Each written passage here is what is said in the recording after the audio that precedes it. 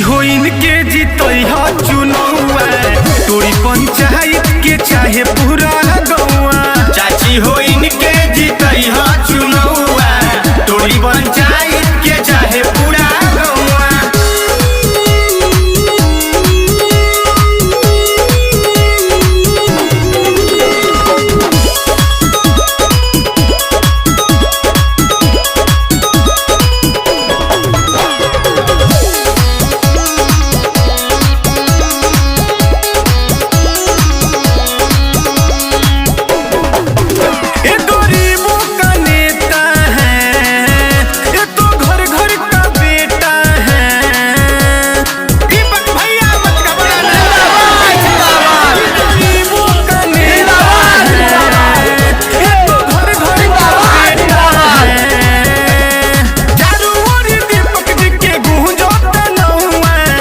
चाची अब की जीतैहा चुनौआ तोरी पंचायत के चाहे पूरा गौआ।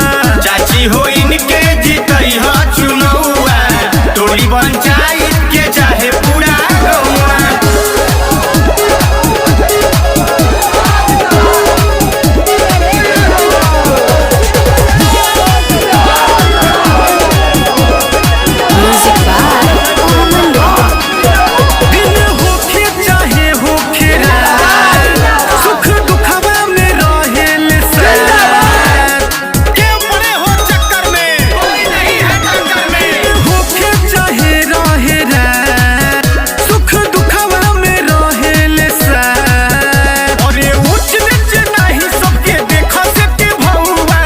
चाची हो इनके जीतैहा चुनौआ तोरी पंचायत के चाहे पूरा गौआ।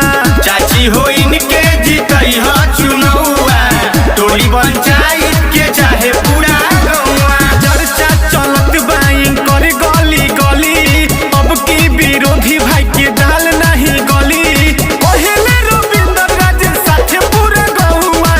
चाची हो